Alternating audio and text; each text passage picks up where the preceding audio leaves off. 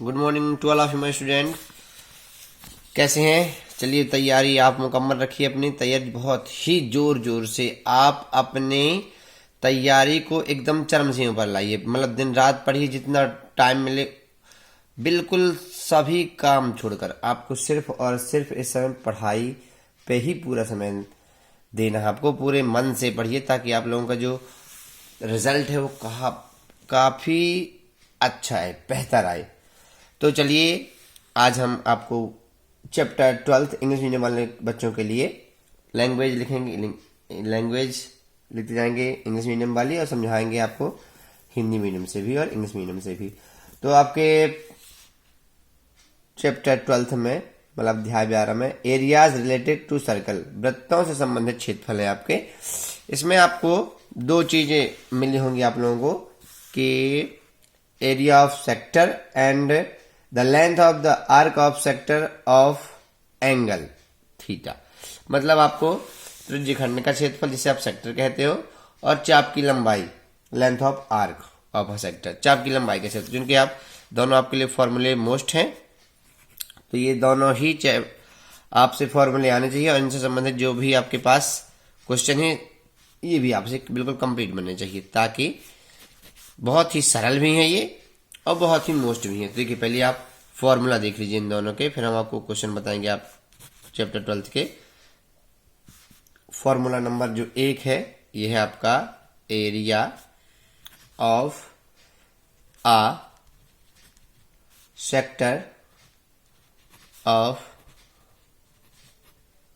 Angle theta equal to, मतलब ये त्रिज्यखंड का क्षेत्रफल होता है आपका थीटा बटे 360 मल्टी पाई आर स्क्वायर, ये होता है। ये बीच में लाइन दी, आप चाहें तो इतनी बस खींच सकते हैं। थीटा बटे 360 pi are square, there theta is the angle of my. अब जो आपके रेडियाई द्वारा जो बनाते हो केंद्र पर जो कोण बनाया जाता है, आर रेडियस हो गई, और ये आपकी कांस्टेंट वैल्यू हो गई जिसका मान आपको पता है 3.14, ये 22/7 22/7। तो ये आपका हो जाएगा किसका? सेक्टर का। दूसरा होता है आपका the length of the arc, ये सी बना है, of a sector of angle theta. चाप की लंबाई का जो सूत्र है आपका थीटा, ये डिग्री आप लगा दी करिए, theta upon 360 multi 2 pi r. ये आपके दोनों फॉर्मूले हैं। एक फॉर्मूले चाप की लंबाई का, ये त्रिज्यखंड का, मतलब ये सेक्टर का फॉर्मूला हो जाएगा theta upon 360 pi are square. आपके एक ऑप्शन में दिया था, यहाँ पे उसने 2 पाई आर करके, यहाँ पे उसने 720 कर दी थी। तो मतलब आप देख लीजिए, यहाँ 2 पाई आर स्क्वायर, 2 से ये 720 कट जाएगा तो बात वही हो जाएगी। या यहाँ आपको क्या दे सकता है, थीटा बटे 180 पाई आर, क्योंकि 2 से आप 160 को क्रॉस कर सकते हैं, ठीक है ना। तो ये आपके दो इसमें मुख्य फॉर्मूले हैं और इनसे रिलेटेड क्वेश्चन है। तो इसके पहले चलिए 12.1 मोस्ट क्वेश्चन है आपके, पहला और दूसरा। इसके कुछ क्वेश्चन देख लेते हैं। पहला क्वेश्चन कहता है 12.1 का कि the radii of two circles are 19 cm and 9 cm respectively. Find the radius of the circle which has circumference equal to the sum of the circumference of the two circle. मतलब दो वृत्तों की त्रिज्याएं आपको दी गई हैं। पहले की है 19 सेंटीमीटर 19 cm एंड दूसरी की है 9 cm, मतलब 9 centimetre.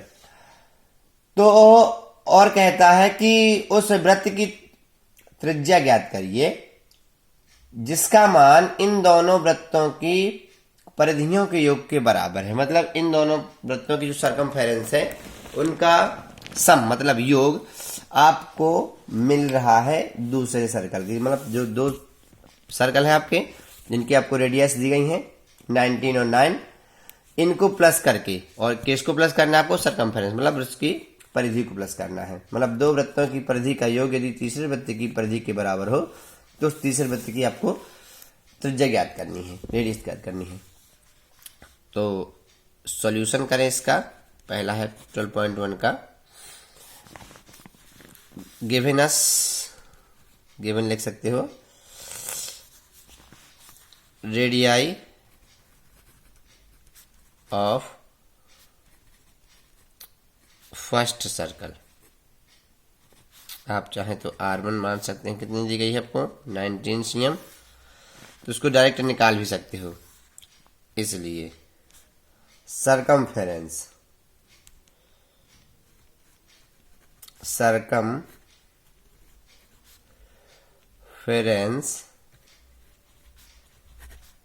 Of the first circle क्या हो जाएगा आपका, सरकमफेरेंस मतलब परिधि 2πr होती है ना, तो फर्स्ट की है तो 2πr1, वैल्यू पुट कर दीजिए।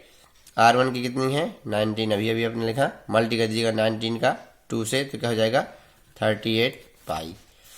एंड आप बताइए रेडियाई, ये रेडियस लिख सकते हो, of second circle equal R2 मान लीजिए, क्या है आपको 9 cm दी गई है, तो इसलिए आपका हो जाएगा circumference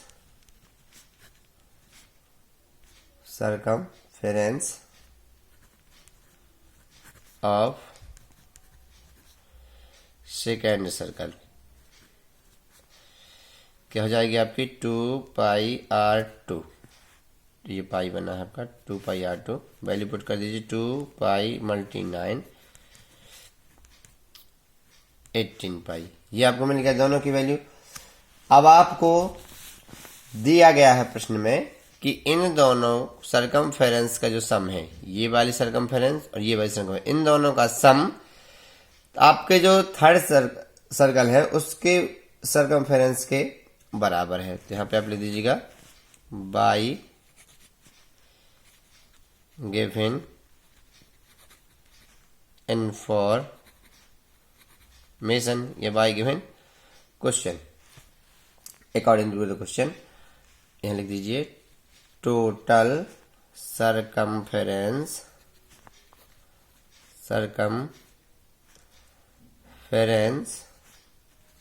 of new circle equal to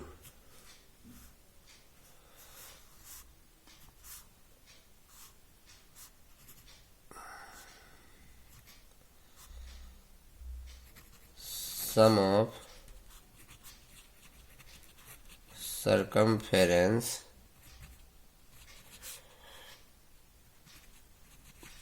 to circle, ये लैंग्वेज आ जाएगी।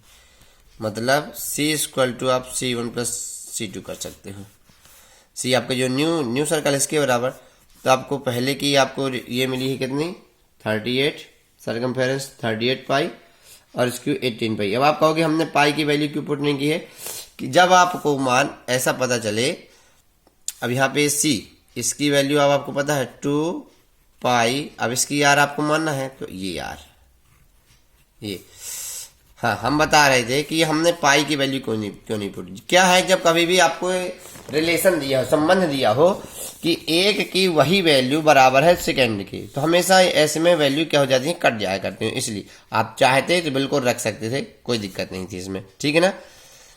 2πr इक्वल टू ये प्लस हो जाएंगे, क्या हो जाएंगे, तो आपके पास ये 8 और 8 क्या हो जाएगा 16 हो जाएगा, 4 ये 5 आ जाएगा। अब यहाँ देखिए ये पाई से ये पाई क्या हो जाएगा, कट जाएगा। आपके पास में बचा 2r equal to 56, so r equal to 56/2, r equal to क्या आ जाएगा 28, ये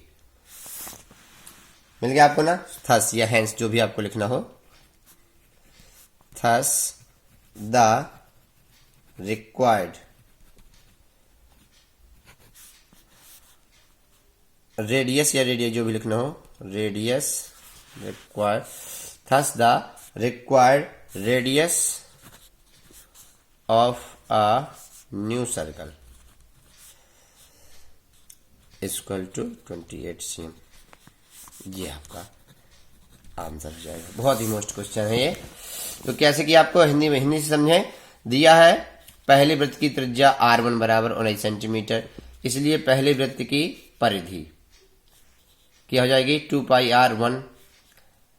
2πr1 का मान 19 का 2 से गुणा हो गया 38 पाई, तथा दूसरे वृत्त की त्रिज्या r2 बराबर 9 सेंटीमीटर, इसलिए दूसरे वृत्त की परिधि सरकमफ्रेंस मतलब परिधि होती है बराबर 2πr2। r2 का मान 9 से गुणा कर हो गया 2 का तो 18 हो गया।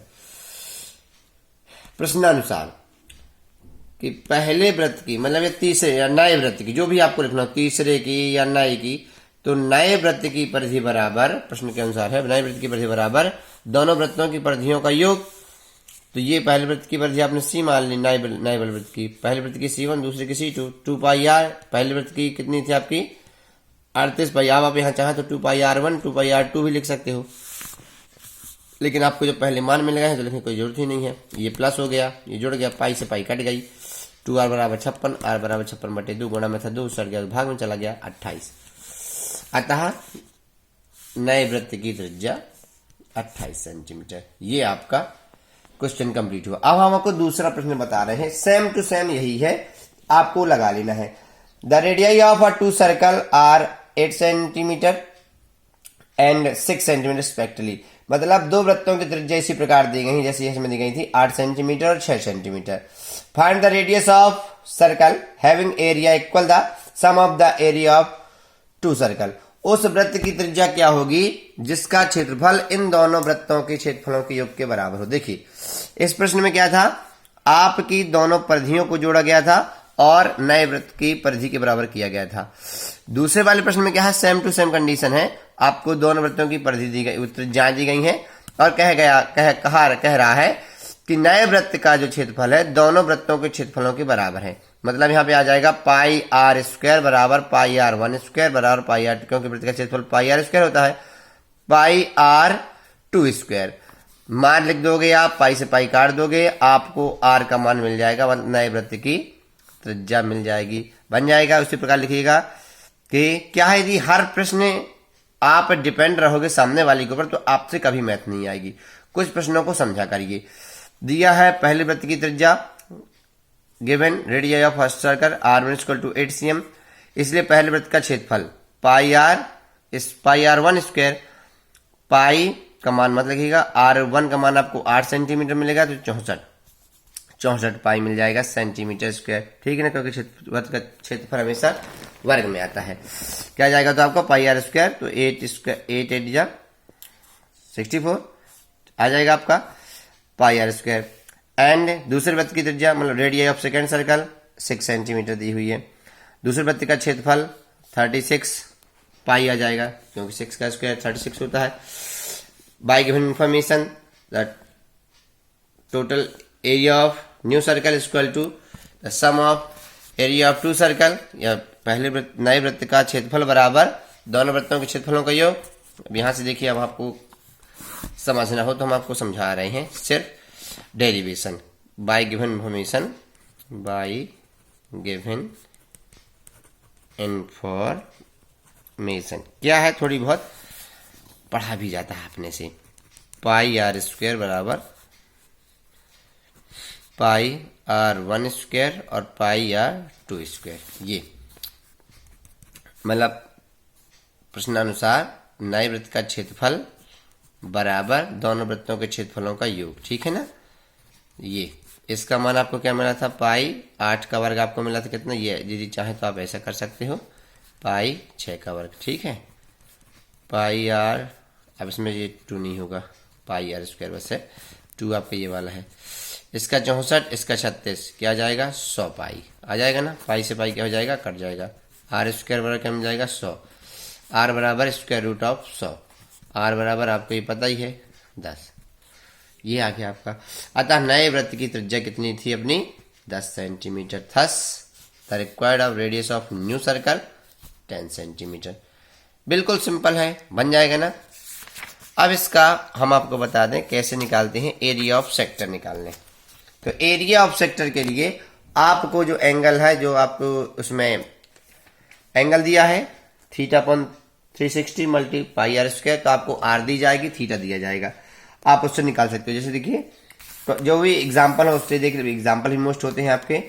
जैसे 12.2 में पहला क्वेश्चन दिया है, find the area of sector of a circle with radius 6 centimetre if the angle of the sector is 60। मतलब उस त्रिज्यखंड का क्षेत्रफल बताइए जिसकी त्रिज्या 6 सेंटीमीटर हो और उन पर त्रिज्या द्वारा केंद्र पर बनाया कोण 60 अंश है। 12.2 का है ये आपका, बहुत ही मोस्ट क्वेश्चन है। कितना है? पहला। तो गिवन आपको गिवन अस दिया है रेडियस ऑफ सर्कल, आर से ही जिसको दर्शाते हैं 6 centimetre and theta equal to 60 degree. तो मतलब इसलिए कि चिन्ह भी लगा सकते हैं, सोल्व भी लिख सकते हैं। Since area of a sector, त्रिज्यखंड का क्षेत्रफल, ये आप जानते हो थीटा अपॉन 360, ये अंश लगाने ना भूलें, पाई आर स्क्वायर। देर आपको पता है इसकी वैल्यू ये आपको दी गई है, तो हो जाएगा 60 360। पाई की वैल्यू 22/7, जो प्रश्न का यदि कहे 3.14 रखिए तो उसको रखिएगा। आर स्क्वायर लिखा है, इसका मतलब है 6 का स्क्वायर। 360 22/7, डेरिवेशन अपने से किया करिए, 0 से 0, 6 से 6, 6 से ये 6, ऊपर क्या बचा 22 मल्टी 6 अपॉन में क्या है 7, मल्टी कर दीजिए, 6 2 जा 12, 6 2 जा 12, 13 7। अब आप इसको चाहिए जैसे निकाल लें, एरिया है सेंटीमीटर स्क्वायर में, thus the required area of the given sector 132/7 centimetre square. Hindi समझे, दिया है वृत्त की त्रिज्या r बराबर 6 सेंटीमीटर तथा थीटा बराबर 60 अंश। हम जानते हैं किसी वृत्त के त्रिज्यखंड का क्षेत्रफल बराबर थीटा बटे 360 पाई आर स्क्वायर। थीटा का मान 60 अंश था, 360 हमने वैसे लिखा है, ये पाई था, पाई का मान हमने 22/7 रखा है, आर स्क्वायर, आर का मान 6 था, ये दिया है 6 का स्क्वायर। ये स्क्वायर का मतलब है 2 बार लिखा है, 0 से 0 काटा, 6 36 काटा, फिर 1 से 1 6 काट दिया, 22 और 6 ऊपर बचे, ये लिखे हैं, 7 नीचे बचा, 22 छक्का 132/7। अतः वृत्त के त्रिज्यखंड का क्षेत्रफल 132/7 सेंटीमीटर स्क्वायर। मान लीजिए इन्हीं प्रश्नों में कह दिया जाता है कि वृत्त के चाप की लंबाई निकाली, लेंथ ऑफ आर्क एंगल जो आपको दिया गया था ना, तो क्या करना था, यही दिया जाएगा, आर आपको दिया जाएगा और आपको सूत्र क्या था, थीटा बटे 360, जहां पे पाई आर स्क्वायर 2 पाई आर बस कर देना है, तो यहाँ पे यही आ जाता, ये क्या आ जाता है यहाँ पे 2 पाई आर, जैसे ऐसा हो जाता है चाप की लंबाई के लिए। अब इंग्लिश मीडियम वालों के लिए हमने लिख दिया था, हिंदी मीडियम वालों को बता दें, चाप की लंबाई निकालना होता तो थीटा बटे 360। देखिए सिर्फ मान चेंज होते हैं, मेथड चेंज नहीं होती, तो थीटा की जगह ये आ जाता आपका 360, 2 है तो ये 2, 22/7, आर है तो ये 6, बस। अब आपको ये सॉल्व कर लेना था, 6 6 जा 6 36, ये कट गया, ये ऊपर गुणा हो जाता, 2 मल्टी 22/7 4/4/7 सेंटीमीटर। लंबाई हमेशा सेंटीमीटर मीटर जिसमें आती है उसमें आपको दे देना है, नहीं दिया तो इकाई आ जाती, ऐसे कर देना था चाप की लंबाई के लिए। चाप की लंबाई पूछता तो दोनों सरल हैं, चाप की लंबाई भी और त्रिज्यखंड का क्षेत्रफल भी बेहद मोस्ट भी हैं, और आपके 12.1 और 2 के प्रश्न भी हमने 1 1 2 2 करके बताए हैं। तो कैसी लगी मेथड कमेंट में जरूर बताइएगा, और ज़्यादा से ज़्यादा शेयर सब्सक्राइब और लाइक करना बिल्कुल भी ना भूलिए, ठीक है ना। 22 तारीख को पेपर है, बहुत ही मन लगा के पढ़िए। Good luck.